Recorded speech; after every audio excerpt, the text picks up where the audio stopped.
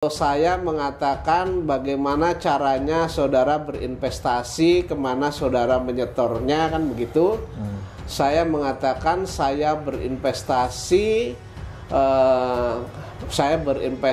ke PT Adi Partner Perkasa melalui BMT Darussalam. Kemudian saya setor ke pengurus BMT Darussalam. Waktu itu sekretaris BMT saudara Eko Pedihantono. Jumlahnya 80 juta, kan begitu.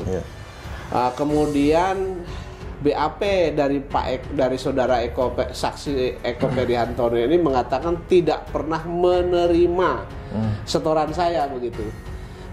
Sehingga kemarin ya terpaksa harus dikonfrontir, kan begitu. Ya, kemudian di sana keterangannya, beritanya adalah penyertaan modal BB atas nama Jaini Mustafa. Jumlahnya 80 juta.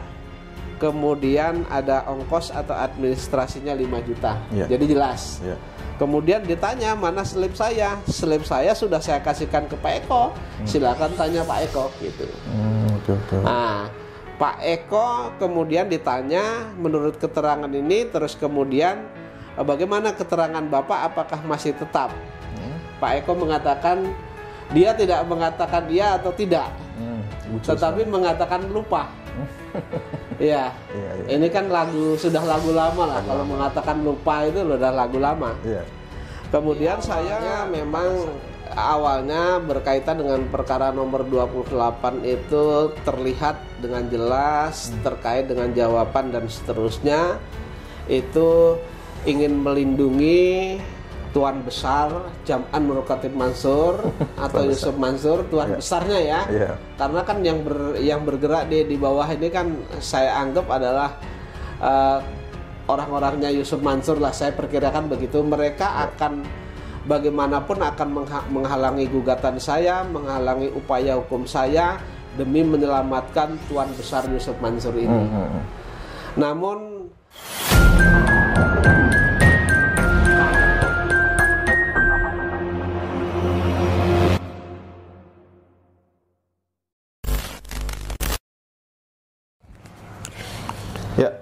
Bismillahirrahmanirrahim. Assalamualaikum warahmatullahi wabarakatuh, teman-teman. Kembali lagi berjumpa dengan saya Haji di Jia TV. Saya lagi bersama Pak Jaini Mustafa untuk membahas terkait dengan investasi JBN Batubara, di mana investasi ini dipresentasikan oleh Yusuf Mansur pada tahun 2009, gitu Pak ya. Dan segala upaya sudah diperjuangkan oleh Pak Jaini, baik upaya perdata maupun pidana. Untuk upaya perdata, Pak Jaini sudah menggugat di Pengadilan Negeri Jakarta Selatan dan juga di Pengadilan Negeri Bogor. Nah, untuk upaya pidana Pak Jaini sendiri juga sudah melaporkan dan sudah 2 kali di BAP, Pak ya. Nah, untuk sampai detik ini perkembangannya seperti apa, Pak? Oke, silakan. Jadi gini Mas Haji, berkaitan dengan laporan saya ke Mabes Polri terkait dengan tindak pidana perbankan, yaitu menghimpun dana tanpa izin dari BI atau OJK, ya. Kemudian tindak pidana biasa, penipuan penggelapan, KUHP, kemudian tindak pidana pencucian uang yang diduga dilakukan oleh Yusuf Mansur dan kawan-kawan. Jadi Yusuf Mansur, BMT dan kawan-kawan gitu.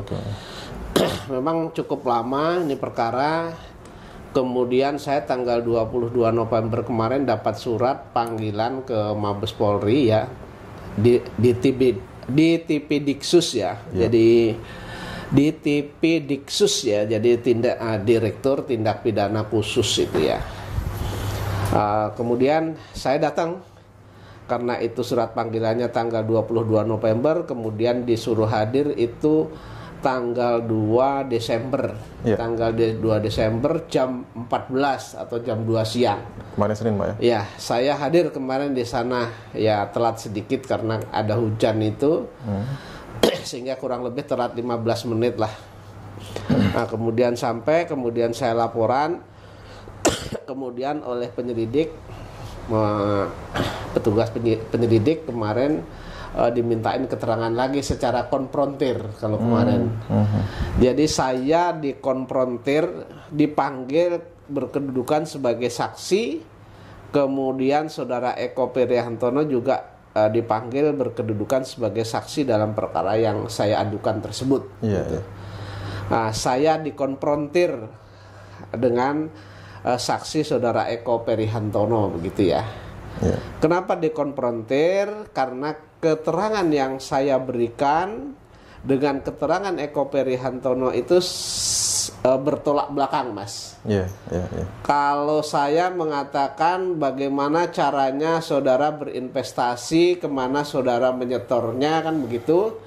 Saya mengatakan saya berinvestasi ke PT Adi Partner Perkasa melalui BMT Darussalam. Kemudian saya setor ke pengurus BMT Darussalam, waktu itu sekretaris BMT saudara Eko Perihantono. Jumlahnya 80 juta kan gitu. Kemudian BAP dari saudara saksi Eko Perihantono ini mengatakan tidak pernah menerima setoran saya begitu. Sehingga kemarin ya terpaksa harus dikonfrontir kan begitu. Ya. Karena kemarin itu dikonfrontir, kemudian saya ditanya apakah masih tetap dengan keterangan saya yang menyatakan saya berinvestasi tersebut menyetornya melalui Bapak Eko Perihantono selaku sekretaris BMT Darussalam Madani Kota Wisata Cibubur. Ya, saya bilang tetap pada keterangan tersebut, saya bilang gitu. Nah, kemudian setelah itu apa buktinya saudara berinvestasi di sana gitu ya? Apa saudara buktinya berinvestasi di sana, kemudian mengatakan bahwa investasi saudara itu melalui Bapak Eko Perihantono. Saya menunjukkan alat bukti slip ya. Jadi saya itu investasi modal atau investasi saya sebesar 80 juta itu saya transfer dari salah satu bank ke rekeningnya Bapak Eko Perihantono. Kemudian Pak Eko Perihantono itu mentransfer dana saya itu ke BMT. Itu ya, ke BMT. Nah, kemudian setelah masing-masing saya sudah transfer, Pak Eko sudah meneruskan. Kemudian alat bukti saya itu, bukti slip itu diminta oleh Bapak Eko. Kemudian bukti slipnya Bapak Eko yang mentransferkan modal saya itu saya minta. Itu. Nah, buktinya mana begitu loh. Nah, buktinya adalah ini transferan dari Pak Eko. Menarik ini ya. Jadi transferan dari Pak Eko itu mengatakan di sini bahwa ditransfer dari rekeningnya Pak Eko kemudian ke rekeningnya ke rekening BMT ya, ke rekening BMT, kemudian di sana keterangannya beritanya adalah penyertaan modal BB atas nama Jaini Mustafa. Jumlahnya 80 juta, kemudian ada ongkos atau administrasinya 5 juta. Jadi jelas. Kemudian ditanya mana slip saya. Slip saya sudah saya kasihkan ke Pak Eko. Silakan tanya Pak Eko gitu. Nah, Pak Eko kemudian ditanya menurut keterangan ini, terus kemudian bagaimana keterangan Bapak, apakah masih tetap? Pak Eko mengatakan dia tidak mengatakan iya atau tidak, tetapi mengatakan lupa. Ini kan sudah lagu lama lah. Kalau mengatakan lupa itu sudah lagu lama. Kemudian saya pada saat di depan penyidik saya mengatakan bahwa kebenaran saya melakukan transfer dana ke Pak Eko yang kemudian diteruskan ke BMT ini, saya sanggup dibumbahalah, baik itu bersama-sama Bapak Eko maupun sendiri-sendiri. Kalau perlu Al-Quran se-Jakarta dikumpulkan, lalu diletak di atas saya, ya kan? Misalnya se-Jakarta ini dikumpulkan, lalu diletak di lantai 2 Istiqlal, lalu saya di bawah, silahkan dituntun saya berdasarkan ketentuan syariat Islam yang berlaku, saya akan bersumpah bahwa memang benar-benar saya menyetorkan dana itu begitu. Nah, namun Pak Eko kayaknya kalau tidak menyauti sih, kalau untuk mubahalah itu tidak menyauti begitu. Kemudian sebagai bentuk keseriusan saya bahwa saya sudah memberikan kuasa kepada penyidik ya untuk menelusuri rekening saya. Yang berada di bank di mana saya transfer tersebut, ya kan? Memang saya tidak ingat persis apakah itu saya pindah bukukan atau ya saya tarik dulu tunai kemudian saya transfer. Tetapi yang jelas aktivitas melakukan pemindahan uang itu ke rekening Pak Eko itu saya melalui sebuah bank. Ya, saya melalui sebuah bank, masih ingat persis di salah satu bank. Disitulah seingat saya karena saya memang satu-satunya punya rekening di situ. Itu. Jadi sungguh menarik ya. Nah, kemudian sebentar. Kemudian karena saya mengatakan saudara transfernya ke rekening Pak Eko nomor berapa, ke saksi Eko nomor berapa, kemudian saya sampaikan bahwa saya transfernya ke nomor rekening nomor sekian atas nama Bapak Eko. Kemudian penyidik menanyakan apakah benar Bapak punya nomor rekening nomor sekian. Pak Eko mengatakan benar. Apakah rekening tersebut masih hidup sampai sekarang? Masih. Apakah saudara Eko Perihantono sebagai saksi bersedia memberikan kuasa kepada penyidik agar penyidik dapat menelusuri ada atau tidak transfer uang saya tersebut gitu ya. Nah, saudara Eko Perihantono saksi keberatan, menurut mereka privasi. Nah, itu silakan nanti yang akan menilai kan publik, Pak. Padahal kan yang nantinya akan diperiksa rekeningnya kan Pak Jeni Mustafa. Iya. Kenapa mereka menganggap privasi? Iya, nanti kan kalau karena saya sudah saya kasihkan, lalu nanti akan diperiksa ada nggak uang masuk ke rekening dia jumlahnya sekian. Gitu. Oke. Ya. Itu. Memang. Ya. Kalau sebenarnya tidak jauh itu antara bulannya itu antara bulan Oktober, November, Desember. Artinya itu kalau memang ada niat baik untuk menyelesaikan agar perkaranya terang benderang, jelas, sebenarnya Pak Eko sendiri karena rekeningnya juga masih hidup bisa meminta itu. Ya, baik. Ya. Tapi saya walaupun rekening saya sudah tidak aktif lagi karena saya pindah ke bank lain, tetap akan saya telusuri, minta agar diberikan print out atau keterangan terhadap aktivitas saya memindahkan uang itu kepada Pak Eko. Apakah itu saya pindah bukukan atau saya transfer? Ya, baik. Ya. Jadi memang menarik sekali ya. Ini bisa dibilang Pak Eko Perihantono ini sebagai mantan sekretaris dari BMT ini di skakmat di depan penyidik gitu Pak ya. Jadi yang tadinya dikonfrontasi ini belum menunjukkan alat bukti ya Pak Zen ya. Ini Pak Eko Peri mengatakan tidak mengetahui gitu ya. Tapi begitu Pak Zeni memperlihatkan alat bukti, kemudian Pak Eko Perihantono mengatakan lupa kejadian tersebut begitu. Dan Pak Zeni pun sudah jelas mengirim ke nomor rekening berapa, nomor sekian pun Pak Zeni juga masih ingat. Tetapi lucunya Pak Eko Perihantono ini tetap saja mengelak. Gitu, keberatan. Dan Pak Zeni juga bersedia Pak ya kalau rekeningnya ini diperiksa gitu Pak ya. Bersedia. Tidak ada dusta di antara saya dan publik Mas. Tapi justru Pak Eko Peri yang keberatan. Eko Peri tidak bersedia. Okay. Jelas saya sebutkan kok ke rekening nomor sekian itu jelas. Iya. Apakah mungkin nanti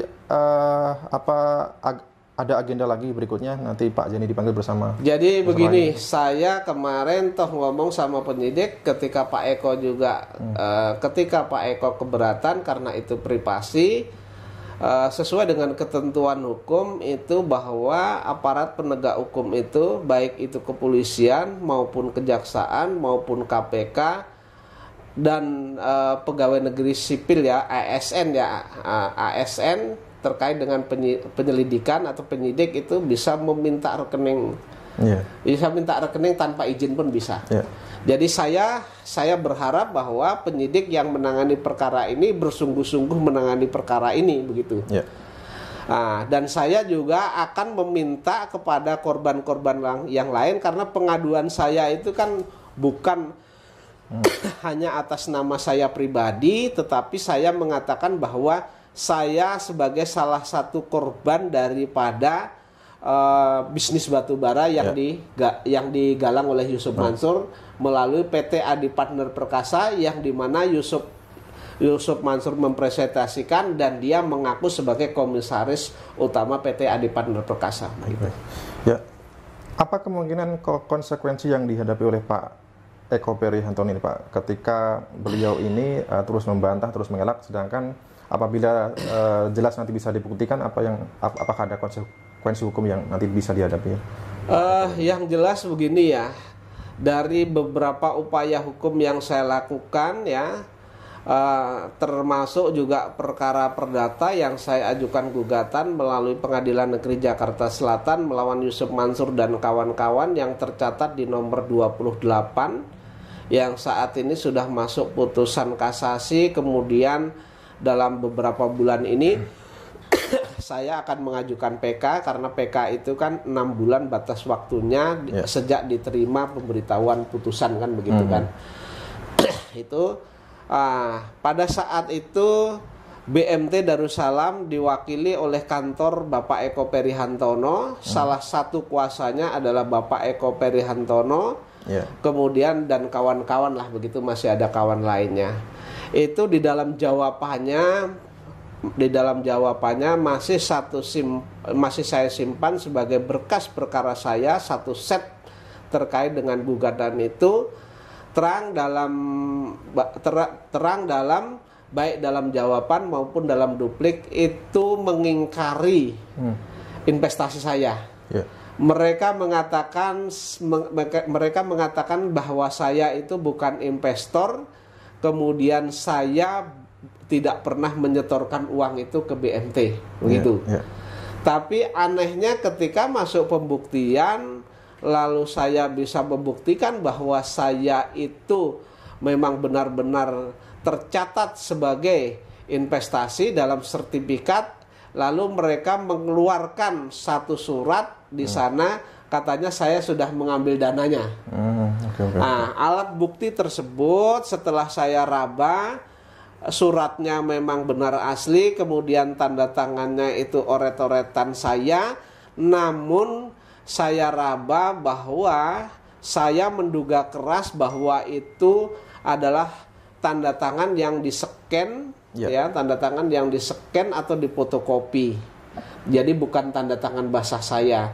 Karena saya tahu persis tanda tangan basah saya itu mempunyai ciri khusus. Walaupun oret-oretannya sama, saya bisa membedakan apakah itu asli, apakah tidak. Gitu. Baik. Berarti itu pun juga dan itu pun termasuk nanti kalau memang ini berkepanjangan akan saya buat laporan tersendiri terkait dengan pemalsuan dokumen. 263 ya, pasal 263 KUHP. Yang menarik di sini adalah pihak Yusuf Mansur dan juga pihak BMT ya, terutama Pak Eko Perihantono ini sama-sama menolak, sama-sama membantah ya perkara ini begitu Pak ya. Dan apakah Pak Zeni melihat bahwa ini ada satu komando atau satu arahan dari pihak tertentu? Jadi awalnya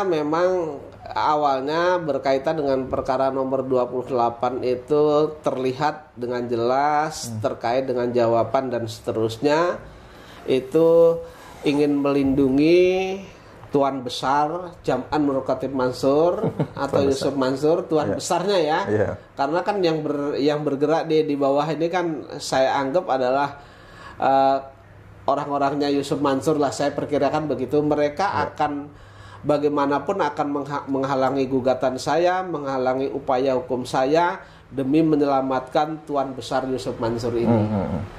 Namun di dalam pemeriksaan kemarin Pak Eko juga menerangkan bahwa tidak kenal secara persis dengan Yusuf Mansur, tetapi kenalnya pada saat itu Yusuf Mansur sebagai pengisi dalam pengajian di TV One Damai Indonesiaku. Kemudian Pak Eko juga menyatakan bahwa memang benar bahwa Yusuf Mansur itu berpresentasi terkait dengan batu bara ini. Ya. Itu kemudian membenarkan bahwa memang ada investasi di sana dan selalu mengatakan saya tahu dia, jadi bertolak belakang dengan jawaban di perkara perdata. Kalau perkara perdata kan sama sekali tidak mengakui, artinya mengingkari terhadap investasi saya. Tetapi kemarin ya udah tahu, malah dia mengatakan lagu lamanya dan beberapa orang yang saat ini tidak mau mengurusi perkara ini mengatakan nilai nominal investasimu itu kecil, masih banyak orang yang lebih besar aja nggak ngurusin gitu. Nah, lalu saya berkatakan kalau dia mengatakan seperti itu, saya bersetan, urusan mau yang besar tidak ngurusin nggak masalah, tapi saya walaupun kecil namanya nominal uang, dan bagi saya itu saya dapat uang yang saya investasikan, saya dapat dengan cucuran keringat saya, cucuran saya cucuran saya membela klien dan lain sebagainya, saya kumpulkan sedikit demi sedikit, lalu terkumpul itu saya investasikan dalam bentuk apapun, saya tetap akan saya perjuangkan sampai kapanpun akan saya perjuangkan. Jadi nggak akan berhenti saya, Mas, begitu. Ya, karena memang memperjuangkan hak pribadi yang mana ini diduga ini telah diambil oleh pihak lain secara tidak benar, memang sebagai seorang muslim kita harus memperjuangkan sampai akhir hayat kita begitu.